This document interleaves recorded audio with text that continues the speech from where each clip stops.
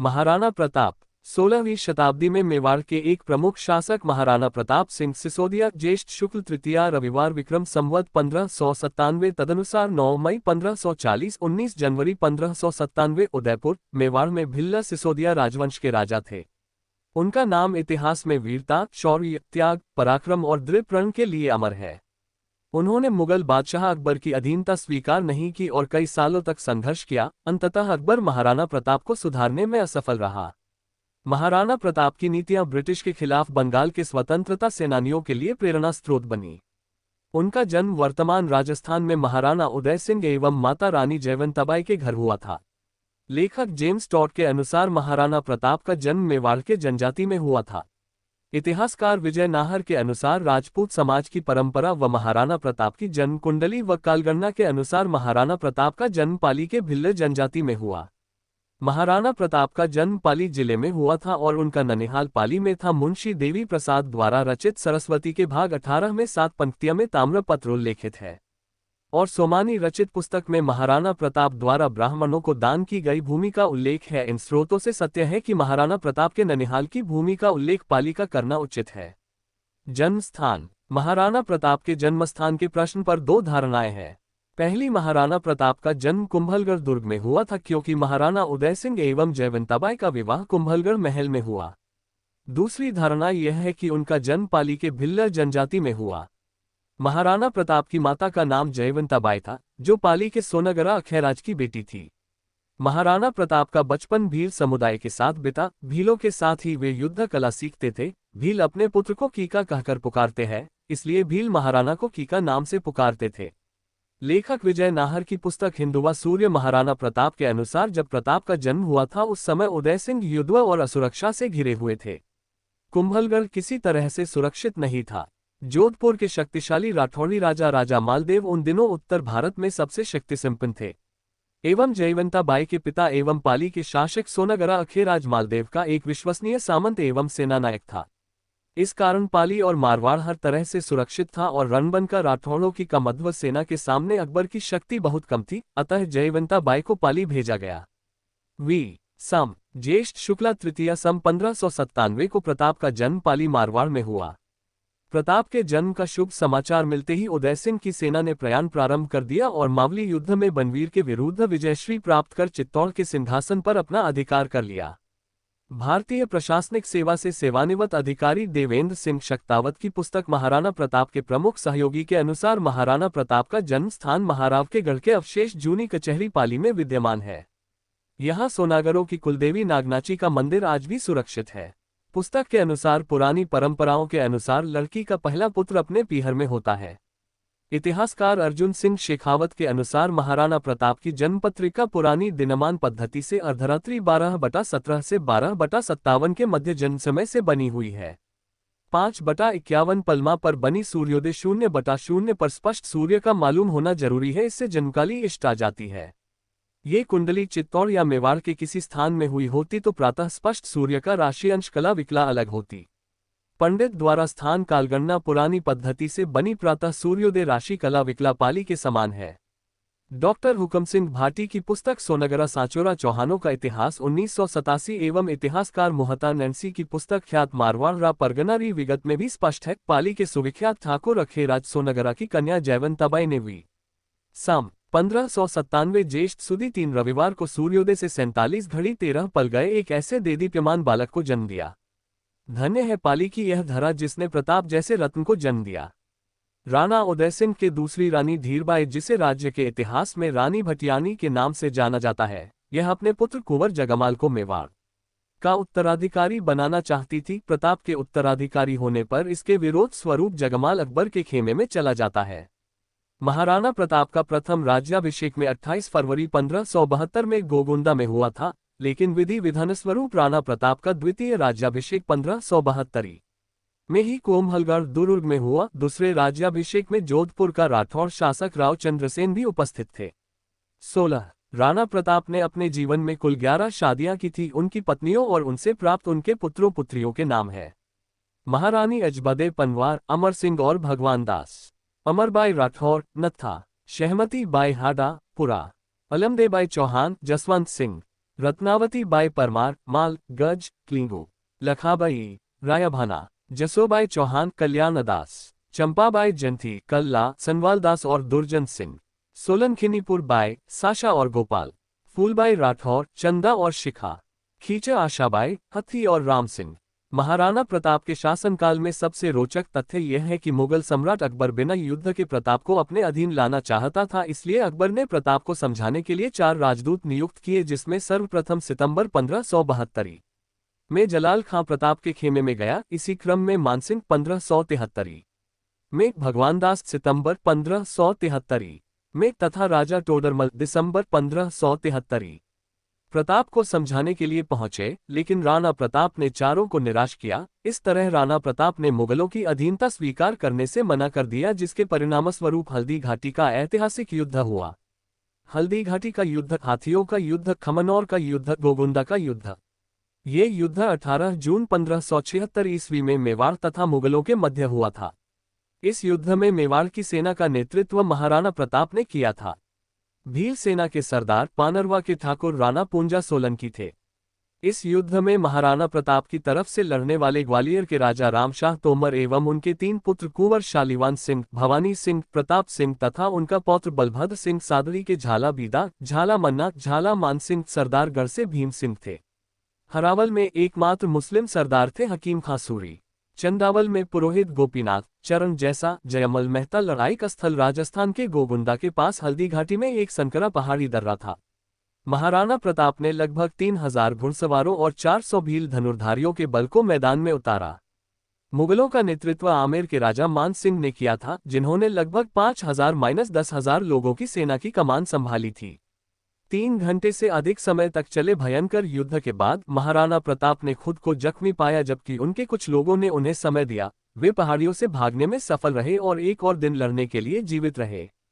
मेवाड़ के हताहतों की संख्या लगभग 1600 पुरुषों की थी। मुगल सेना ने 3500-7800 लोगों को खो दिया, जिसमें 350 अन्य घायल हो गए। इस युद्ध में मेवाड़ के महाराणा प्रताप विजय हुए थे। जैसे ही साम्राज्य का ध्यान कहीं और स्थानांतरित हुआ, प्रताप और उनकी सेना बाहर आ गई और अपने प्रभुत्व के पश्चिमी क्षेत्रों को हटा लिया। इस युद्ध में मुगल सेना का नेतृत्व मानसिंह तथा आसफ खां ने किया। इस युद्ध का आंखों देखा वर्णन अब्दुल कादिर बदायूनी ने किया। इस युद्ध को आसफ खां ने अप्रत्यक्ष रूप से जिहाद की संज्ञा दी। इस युद्ध में बींदा के झालामान ने अपने प्राणों का बलिदान करके महाराणा प्रताप के जीवन की रक्षा की। वहीं ग्वालियर नरेश राजा रामशाह तोमर भी अपने 3 पुत्रों कुंवर शालीवाहन, कुंवर भवानी सिंह, कुंवर प्रताप सिंह और पौत्र बलभद्र सिंह एवं सैकड़ों वीर तोमर राजपूत योद्धाओं समेत चिरनिद्रा में सो गया।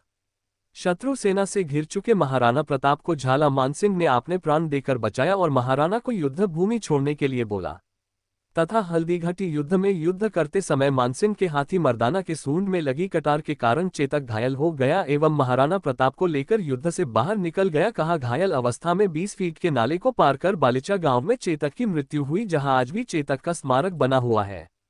हल्दीघाटी के युद्ध में और देवर और चकपली की लड़ाई में महाराणा प्रताप को सर्वश्रेष्ठ राजपूत राजा और उनकी बहादुरी, पराक्रम, चारित्र्य, धर्मनिष्ठा, त्याग के लिए जाना जाता था। मुगलों के सफल प्रतिरोध के बाद उन्हें हिंदू शिरोमणि माना गया। ये युद्ध तो केवल एक दिन चला, परंतु इसमें 17,000 लोग मारे गए। मेवाड़ को जीतने के लिए अकबर ने सभी प्रयास किए। महाराणा की हालत दिन प्रतिदिन चिंताजनक होती चली गई। 24,000 सैनिकों के 12 साल तक गुजारे लायक अनुदान देकर भामाशाह भी अमर हुआ। इतिहासकार मानते हैं कि इस युद्ध में कोई विजय नहीं हुआ, पर देखा जाए तो इस युद्ध में महाराणा प्रताप सिंह विजय हुए। अकबर की विशाल सेना के सामने मुट्ठी भर राजपूत कितनी देर तक टिक पाते, पर ऐसा कुछ नहीं हुआ। ये युद्ध पूरे एक दिन चला और राजपूतों ने मुगलों के छक्के छुड़ा दिया थे और सबसे बड़ी बात यह है कि युद्ध आमने सामने लड़ा गया था। महाराणा की सेना ने मुगलों की सेना को पीछे हटने के लिए मजबूर कर दिया था और मुगल सेना भागने लग गई थी। इस प्रकार प्रताप ने उसे उत्तर दिया, मेरे भगवान एकलिंग। प्रताप को केवल तुर्की सम्राट कहा जाता है। तुर्की शब्द कई भारतीय भाषाओं में एक अपमानजनक शब्द है और सूर्य निश्चित रूप से पूर्व में दिखाई देगा। जब तक प्रताप की तलवार मुगलों के सिर पर घूमती है तब तक आप अपना गौरव सहन कर सकते हैं। जहां तक सांगा के खून का सवाल है, अगर आप अकबर के बारे में धैर्य रखना चाहते हैं, आपने इस शब्द युद्ध में सुधार किया होगा। उद्धरण चिन्ह। इस प्रकार संधि हस्ताक्षरित रही। दिवेर छापली का युद्ध कर दी। इसी दौरान जब शाहबाज खां निराश होकर लौट गया था तो महाराणा ने कुंभलगढ़ और मदारिया के मुगली थानों पर अपना अधिकार स्थापित कर लिया। इन दोनों स्थानों पर महाराणा का अधिकार होना दिवेर पर कब्जा करने की योजना का संकेत था। अतएव इस दिशा में सफलता प्राप्त करने के लिए नई सेना का संगठन किया गया। जगह जगह रसद और हथियार इकट्ठे किए गए। सैनिकों को धन और सुविधाएं उपलब्ध कराई गई। सिरोही, ईडर, जालोर के सहयोगियों का उत्साह परिवर्धित कराया गया। ये सभी प्रबंध गुप्त रीति से होते रहे। मुगलों को ये भ्रम हो गया कि प्रताप मेवाड़ छोड़कर अन्यत्र जा रहे हैं। ऐसे भ्रम के वातावरण से बची हुई मुगल चौकियों के सैनिक बेखटके रहने लगे।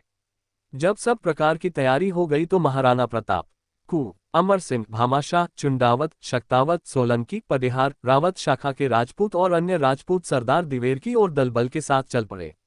दिवेर जाने के अन्य मार्गों व घाटियों में भीलों की टोलियां बिठा दी गई, जिससे मेवाड़ में अन्यत्र बची हुई सैनिक चौकियों का दिवेर से कोई संबंध स्थापित न हो सके। अचानक महाराणा की फौज दिवेर पहुंची तो मुगल दल में भगदड़ मच गई। मुगल सैनिक घाटी छोड़कर मैदानी भाग की तलाश में उत्तर के दर्रे से भागने लगे। महाराणा ने अपने दल के साथ भागती सेना का पीछा किया। घाटी का मार्ग इतना कंटीला तथा ऊबड़ खाबड़ था कि मैदानी युद्ध में अभ्यस्त मुगल सैनिक विथकित हो गए। अंततोगत्वा घाटी के दूसरे छोर पर जहां कुछ चौड़ाई थी और नदी का स्रोत भी था, वहां महाराणा ने उन्हें जा दबोचा। दिवेर थाने के मुगल अधिकारी सुल्तान खां को कू, अमर सिंह ने जा घेरा और उस पर भाले का ऐसा वार किया कि वह सुल्तान खां को चीरता हुआ घोड़े के शरीर को पार कर गया। घोड़े और सवार के प्राण पखेरु उड़ गए। महाराणा ने भी इसी तरह बहलोल खां और उसके घोड़े का काम तमाम कर दिया। एक राजपूत सरदार ने अपनी तलवार से हाथी का पिछला पांव काट दिया। इस युद्ध में विजय श्री महाराणा के हाथ लगी। यह महाराणा की विजय इतनी कारगर सिद्ध हुई कि इससे मुगल थाने जो सक्रिय या निष्क्रिय अवस्था में मेवाड़ में थे, जिनकी संख्या 36 बतलाई जाती है, यहां से उठ गए। शाही सेना जो यत्र तत्र कैदियों की तरह पड़ी हुई थी, लड़ती भिलती भूखे मरते उल्टे पांव मुगल इलाकों की तरफ भाग खड़ी हुई। यहां तक कि 1585 के आगे अकबर भी उत्तर पश्चिम की समस्या के कारण मेवाड़ के प्रति उदासीन हो गया, जिससे महाराणा को अब चावंड में नवीन राजधानी बनाकर लोकहित में जुटने का अच्छा अवसर मिला। दिवेर की विजय महाराणा के जीवन का एक उज्ज्वल कीर्तिमान है। जहां हल्दीघाटी का युद्ध नैतिक विजय और परीक्षण का युद्ध था, वहां दिवेर छापली का युद्ध एक निर्णायक युद्ध बना। इसी विजय के फलस्वरूप संपूर्ण मेवाड़ पर महाराणा का अधिकार स्थापित हो गया। एक अर्थ में हल्दीघाटी का युद्ध में राजपूतों ने रक्त का बदला दिवेर में चुकाया। दिवेर की विजय ने यह प्रमाणित कर दिया कि महाराणा का शौर्य, संकल्प और वंश गौरव अकाट्य और अमिट है। इस युद्ध ने यह भी स्पष्ट कर दिया कि महाराणा के त्याग और बलिदान की भावना के नैतिक बल ने सत्तावादी नीति को परास्त किया। कर्नल टॉड ने जहां हल्दीघाटी को थर्मोपली कहा है, वहां के युद्ध को मेरोथान की संज्ञा दी है। जिस प्रकार एथेंस जैसी छोटी इकाई ने फारस की बलवती शक्ति को मेरोथन में पराजित किया था, उसी प्रकार मेवाड़ जैसे छोटे राज्य ने मुगल राज्य के वृहद सैन्यबल को दिवेर में परास्त किया। महाराणा की दिवेर विजय की दास्तान सर्वदा हमारे देश की प्रेरणा स्रोत बनी रहेगी। सफलता और अवसान। 1579 से 1585 तक पूर्वी उत्तर प्रदेश, बंगाल, बिहार और गुजरात के मुगल अधिकृत प्रदेशों में विद्रोह होने लगे थे और महाराणा भी एक के बाद एक गढ़ जीतते जा रहे थे। अतः परिणामस्वरूप अकबर उस विद्रोह को दबाने में उलझा रहा और मेवाड़ पर से मुगलों का दबाव कम हो गया। इस बात का लाभ उठाकर महाराणा ने 1585 में मेवाड़ मुक्ति प्रयत्नों को और भी तेज कर दिया। महाराणा जी की सेना ने मुगल चौकियों पर आक्रमण शुरू कर दिए और तुरंत ही उदयपुर समेत 36 महत्वपूर्ण स्थान पर फिर से महाराणा का अधिकार स्थापित हो गया। महाराणा प्रताप ने जिस समय सिंहासन ग्रहण किया, उस समय जितने मेवाड़ की भूमि पर उनका अधिकार था, पूर्ण रूप से उतने ही भूमि भाग पर अब उनकी सत्ता फिर से स्थापित हो गई थी। 12 वर्ष के संघर्ष के बाद भी अकबर उसमें कोई परिवर्तन न कर सका और इस तरह महाराणा प्रताप समय की लंबी अवधि के संघर्ष के बाद मेवाड़ को मुक्त करने में सफल रहे और ये समय मेवाड़ के लिए एक स्वर्ण युग साबित हुआ। मेवाड़ पर लगा हुआ अकबर ग्रहण का अंत 1585 में हुआ। उसके बाद महाराणा प्रताप उनके राज्य की सुख सुविधा में जुट गए, परंतु दुर्भाग्य से उसके 11 वर्ष के बाद ही 19 जनवरी 1597 में अपनी नई राजधानी चावंड में उनकी मृत्यु हो गई। महाराणा प्रताप सिंह के डर से अकबर अपनी राजधानी लाहौर लेकर चला गया और महाराणा के स्वर्ग सिधारने के बाद आगरा ले आया। एक सच्चे राजपूत, शूरवीर, देशभक्त, योद्धा, मातृभूमि के रखवाले के रूप में महाराणा प्रताप दुनिया में सदैव के लिए अमर हो गए। मृत्यु पर अकबर की प्रतिक्रिया। अकबर महाराणा प्रताप का सबसे बड़ा शत्रु था, पर उनकी यह लड़ाई कोई व्यक्तिगत द्वेष का परिणाम नहीं थी, बल्कि अपने सिद्धांतों और मूल्यों की लड़ाई थी। एक वह था जो अपने क्रूर साम्राज्य का विस्तार करना चाहता था, जबकि एक तरफ महाराणा प्रताप जी थे जो अपनी भारत मातृभूमि की स्वाधीनता के लिए संघर्ष कर रहे थे। महाराणा प्रताप की मृत्यु पर अकबर को बहुत ही दुख हुआ, क्योंकि हृदय से वो महाराणा प्रताप के गुणों का प्रशंसक था और अकबर जानता था कि महाराणा प्रताप जैसा वीर कोई नहीं है इस धरती पर। ये समाचार सुन अकबर रहस्यमय तरीके से मौन हो गया और उसकी आंख में आंसू आ गए। महाराणा प्रताप के स्वर्गावसान के समय अकबर लाहौर में था और वहीं उसे सूचना मिली कि महाराणा प्रताप की मृत्यु हो गई है। अकबर की उस समय की मनोदशा पर अकबर के दरबारी दुर्सा आरणा ने राजस्थानी छंद में जो विवरण लिखा वो कुछ इस तरह है। अस लेगो अंडाग पाग लेगो अन्नामी, गो आडा गवाय जी को बहतो घुरवामी, नवरोजे न गयो न गो आसता न वल्ली, न गो झरोखा हेत जेठ दुनियान दहल्ली, गहलोत राणा जीती गयो दसन मूंद रसना दसी, निसा मुख भरिया नैन तो मृत शाह प्रताप सी। हिंदी में अनुवाद। हे गहलोत राणा प्रताप सिंह, तेरी मृत्यु पर शाह यानी सम्राट ने दांतों के बीच जीभ दबाए और निश्वास के साथ आंसू टपकाए, क्योंकि तूने कभी भी अपने घोड़ों पर मुगलिया दाग नहीं लगने दिया। तूने अपनी पगड़ी को किसी के आगे झुकाया नहीं। हालांकि तू अपना आधा यानी यश या राज्य तो गवा गया, लेकिन फिर भी तू अपने राज्य के धुरे को बाएं कंधे से ही चलाता रहा। तेरी रानियां कभी नवरोजों में नहीं गईं और ना ही तू खुद आसतों यानी बादशाही डेरों में गया। तू कभी शाही झरोखे के नीचे नहीं खड़ा रहा और तेरा रौब दुनिया पर निरंतर बना रहा। इसलिए मैं कहता हूं कि तू सब तरह से जीत गया और बादशाह हार गया। अपनी मातृभूमि की स्वाधीनता के लिए अपना पूरा जीवन का बलिदान कर देने वाले ऐसे वीर शिरोमणि महाराणा प्रताप और उनके स्वामी भक्त अश्वत्थ चेतक को शत शत कोटि कोटि प्रणाम। कुछ महत्वपूर्ण तथ्य। इतिहासकार विजय नाहर की पुस्तक हिंदुवा सूर्य महाराणा प्रताप के अनुसार कुछ तथ्य उजागर हुए। 1. महाराणा उदय सिंह ने युद्ध की नई पद्धति छापामार युद्ध प्रणाली इजाद की। वे स्वयं तो इसका प्रयोग नहीं कर सके, परंतु महाराणा प्रताप, महाराणा राज सिंह एवं छत्रपति शिवाजी महाराज ने इसका सफल प्रयोग करते हुए मुगलों पर सफलता प्राप्त की। 2. महाराणा प्रताप मुगल सम्राट अकबर से नहीं हारे, उसे एवं उसके सेनापतियों को धूल चटाए। हल्दी घाटी के युद्ध में प्रताप जीते। महाराणा प्रताप के विरुद्ध हल्दी घाटी में पराजित होने के बाद स्वयं अकबर ने जून से दिसंबर 1576 तक 3 बार विशाल सेना के साथ महाराणा पर आक्रमण किए, परंतु महाराणा को खोज नहीं पाए, बल्कि महाराणा के जाल में फंसकर पानी भोजन के अभाव में सेना का विनाश करवा बैठे। थक हारकर अकबर बांसवाड़ा होकर मालवा चला गया। पूरे 7 माह मेवाड़ में रहने के बाद भी हाथ मलता अरब चला गया। शाहबाज खान के नेतृत्व में महाराणा के विरुद्ध 3 बार सेना भेजी गई, परंतु असफल रहा। उसके बाद अब्दुल रहीम खान खाना के नेतृत्व में महाराणा के विरुद्ध सेना भिजवाई गई और पीट पीटाकर लौट गया। 9 वर्ष तक निरंतर अकबर पूरी शक्ति से महाराणा के विरुद्ध आक्रमण करता रहा, नुकसान उठाता रहा। अंत में थक हार कर उसने मेवाड़ की ओर देखना ही छोड़ दिया। 3. ऐसा कुअवसर प्रताप के जीवन में कभी नहीं आया कि उन्हें घास की रोटी खानी पड़ी, अकबर को संधि के लिए पत्र लिखना पड़ा हो। इन्हीं दिनों महाराणा प्रताप ने सुनगा पहाड़ पर एक बावड़ी का निर्माण करवाया और सुंदर बगीचा लगवाया। महाराणा की सेना में 1 राजा, 3 राव, 7 रावत, 15,000 अश्वारोही, 100 हाथी, 20,000 पैदल और 100 वाजित्र थे। इतनी बड़ी सेना को खाद्य सहित सभी व्यवस्थाएं महाराणा प्रताप करते थे। फिर ऐसी घटना कैसे हो सकती है कि महाराणा के परिवार को घास की रोटी खानी पड़ी। अपने उत्तरार्ध के 12 वर्ष संपूर्ण मेवाड़ पर सुशासन स्थापित करते हुए उन्नत जीवन दिया। 4. पृथ्वीराज राठौड़ अकबर के दरबारी कवि होते हुए भी महाराणा प्रताप के महान प्रशंसक थे। महाराणा प्रताप इतिहास के सबसे महान राजाओं में से एक थे, जो युद्ध के मैदान में दुश्मनों को धूल चटा देते थे। वो युद्ध करने 2 तलवारें, 72 किलो का कवच और 80 किलो का भाला लेकर जाते थे। कुशल। महाराणा प्रताप का बचपन भीलों के बीच ज्यादा बीता था। जहां भील अपने बच्चों को कीका कहकर बुलाते थे, तो वहीं महाराणा प्रताप को भी बचपन में इसी नाम से संबोधित किया जाता था। महाराणा प्रताप बचपन से ही घुड़सवारी और तलवारबाजी में काफी कुशल थे। दुश्मन के लिए भी रखते थे तलवार। महाराणा प्रताप की ये खूबी थी कि वो अपनी म्यान में 2 तलवारें रखते थे। एक तलवार वो अपने लिए रखते तो वहीं दूसरी दुश्मन के लिए। दरअसल उन्हें बचपन से ही उनकी मां ने नसीहत दी थी कि कभी निहत्थे दुश्मन पर भी वार नहीं किया जाता। यही वजह थी कि वो 2 तलवार रखते थे। यदि दुश्मन के पास तलवार नहीं होती थी तो वो अपने पास से उसे तलवार देते थे और फिर युद्ध के लिए ललकारते थे। राजपूत राजा महाराणा प्रताप 2 तलवारें रखते थे, जिनका वजन लगभग 25 किलो होता था।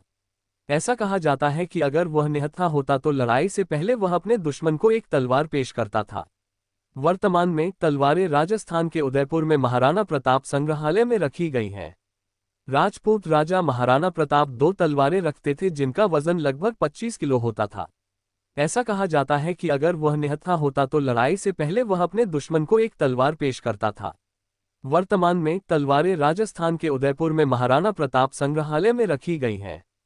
चेतक का पराक्रम। हल्दीघाटी के युद्ध में बिना किसी सैनिक के राणा अपने पराक्रमी चेतक पर सवार होकर पहाड़ की ओर चल पड़े।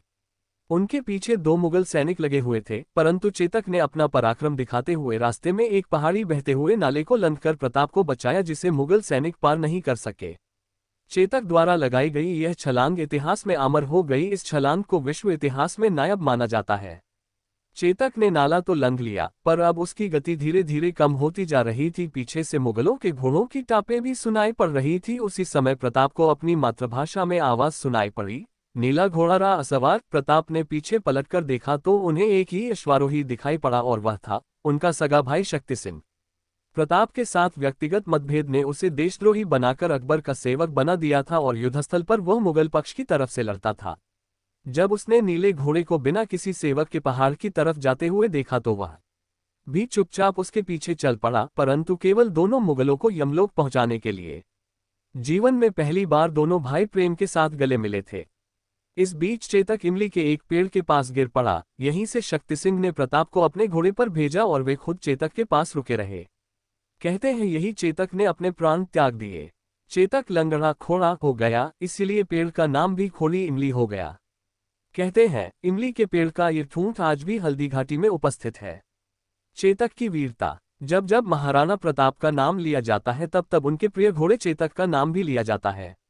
आज भी मेवाड़ में कहा जाता है कि बाज नहीं, खगराज नहीं, पर आसमान में उड़ता था, इसीलिए नाम पड़ा चेतक। स्वामी भक्ति ऐसी कि दुनिया में वह सर्वश्रेष्ठ अश्व माना गया। महाराणा प्रताप का घोड़ा चेतक इतना शौर्यवान था कि दुश्मन के हाथियों को भ्रमित करने के लिए उसके सिर पर हाथी की सूंड लगाई जाती थी। महाराणा प्रताप का प्रसिद्ध नीलवर्ण घोड़ा चेतक उनका अत्यंत प्रिय घोड़ा था। उसके चर्चे पूरे देश में थे।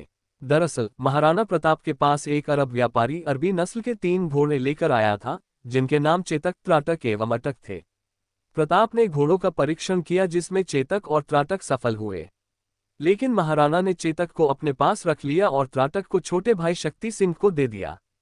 चेतक ने हल्दीघाटी 1576 के युद्ध में अपने शौर्य और पराक्रम द्वारा अपने स्वामिभक्त होने का परिचय दिया था। उस युद्ध में अकबर की न तो जीत हुई न ही महाराणा प्रताप की हार हुई, लेकिन युद्ध के दौरान प्रताप घायल हो गए थे और मुगल उन्हें बंदी बनाना चाहते थे। लेकिन चेतक ने बहादुरी दिखाते हुए अपने स्वामी महाराणा प्रताप को वहां से निकाल 26 फीट का एक दरिया पार कर अंत में वीरगति को प्राप्त हो गया। युद्ध के स्थान पर हल्दीघाटी में आज भी चेतक की समाधि बनी हुई है, जहां महाराणा प्रताप ने छोटे भाई शक्ति सिंह के साथ में चेतक का दाह संस्कार किया था। चेतक के नाम पर एक मंदिर भी बना है। हल्दीघाटी काव्य में श्याम नारायण पांडेय ने महाराणा प्रताप की कहानी के प्राणप्रिय घोड़े चेतक को लेकर भी कुछ पंक्तियां लिखी हैं, जो कुछ इस प्रकार है। चेतक अरी ने बोल दिया चेतक के भीषण वारों से, कभी न डरता था दुश्मन की लहू भरी तलवारों से। चेत करो अब चेत करो, चेतक की टाप सुनाई दी। भागो भागो भाग चलो, भाले की नोक दिखाई दी। चेतक क्या बड़वानल है वह, और की आग जला दी है। विजय उसी के साथ रहेगी, ऐसी बात चला दी है। महाराणा प्रताप का भाला। 16वीं शताब्दी के राजपूत शासकों में महाराणा प्रताप ऐसे शासक थे जो अकबर को लगातार टक्कर देते रहे। उस समय के जानकार बताते हैं कि स्वयं प्रताप का वजन 110 किलो और कद 7 फीट 5 इंच थी। वो बेहद फुर्तीले और साहसी थे। महाराणा प्रताप का भाला 81 किलो वजन का था और उनके छाती का कवच 72 किलो का था। उनके भाला, कवच, ढाल और साथ में 2 तलवारों का वजन मिलाकर 208 किलो था। इतने भार को लेकर वह चेतक पर हवा की गति से रणभूमि में चलते थे। महाराणा प्रताप के हथियार इतिहास के सबसे भारी युद्ध हथियारों में शामिल हैं। महाराणा प्रताप की तलवार, कवच आदि सामान आज भी उदयपुर राजघराने के संग्रहालय में सुरक्षित हैं। महाराणा प्रताप के अनमोल विचार। ये संसार कर्मवीरों की ही सुनता है, अतः अपने कर्म के मार्ग पर अडिग और प्रशस्त रहो। महाराणा प्रताप, जो अत्यंत विकट परिस्थिति में भी झुककर हार नहीं मानते, वो हार कर भी जीते होते हैं। महाराणा प्रताप अपने और अपने परिवार के अलावा जो अपने राष्ट्र के बारे में सोचे वही सच्चा नागरिक होता है। महाराणा प्रताप। मातृभूमि और अपने माँ में तुलना करना और अंतर समझना निर्बल और मूर्खों का काम है। महाराणा प्रताप। तब तक परिश्रम करते रहो जब तक तुम्हें तुम्हारी मंजिल न मिल जाए। महाराणा प्रताप। अगर इरादा नेक और मजबूत है तो मनुष्य की पराजय नहीं विजय ही होती है। महाराणा प्रताप। जो सुख में अति प्रसन्न और विपत्ति में डर के झुक जाते हैं उन्हें न सफलता मिलती है और न ही इतिहास में जगह। महाराणा प्रताप। अपनी कीमती जीवन को सुख और आराम की जिंदगी बनाकर नष्ट करने से बढ़िया है कि अपने राष्ट्र की सेवा करो। महाराणा प्रताप। अगर सर्प से प्रेम रखोगे तो भी वो अपने स्वभाव के अनुसार डसेगा ही। महाराणा प्रताप। अन्याय अधर्म आदि का विनाश करना पूरे मानव जाति का कर्तव्य है। महाराणा प्रताप। समय इतना बलवान होता है कि एक राजा को भी घास की रोटी खिला सकता है। महाराणा प्रताप। सम्मानहीन मनुष्य एक मृत व्यक्ति के ही समान होता है। महाराणा प्रताप। शत्रु सफल और शौर्यवान व्यक्तित्व के ही होते हैं। महाराणा प्रताप। अपने अच्छे समय में अपने कर्म से इतने विश्वास पात्र बना लो कि बुरा वक्त आने पर वो उसे भी अच्छा बना दे। महाराणा प्रताप। वर्तमान में महाराणा प्रताप के वंशज कौन है और कहाँ रहते हैं? वर्तमान में श्री अरविंद सिंह मेवाड़ और महाराणा महेंद्र सिंह इस वंश के उत्तराधिकारी है। सांकेतिक रूप से वे महाराणा हैं। उदयपुर के महाराणाओं को श्री एकलिंग जी की ओर से शासक नहीं बल्कि राज्य का संरक्षक माना जाता है।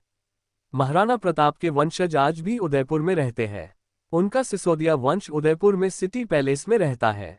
महाराणा प्रताप जयंती। महाराणा प्रताप की जयंती विक्रमी संवत कैलेंडर के अनुसार प्रतिवर्ष ज्येष्ठ मास के शुक्ल पक्ष तृतीया को मनाई जाती है। प्रताप की जयंती के मौके पर देशभर में विभिन्न तरह के आयोजन किए जाते हैं और उन्हें श्रद्धांजलि अर्पण की जाती है। वहीं दूसरी तरफ अंग्रेजी वर्ष के अनुसार प्रताप का जन्म 9 मई 1540 को हुआ था, इसलिए उस दिन हिंदू वर्ष के अनुसार ज्येष्ठ मास की तृतीया तिथि थी, इसलिए बहुत सी जगह 9 मई को उनकी जयंती मनाई जाती है।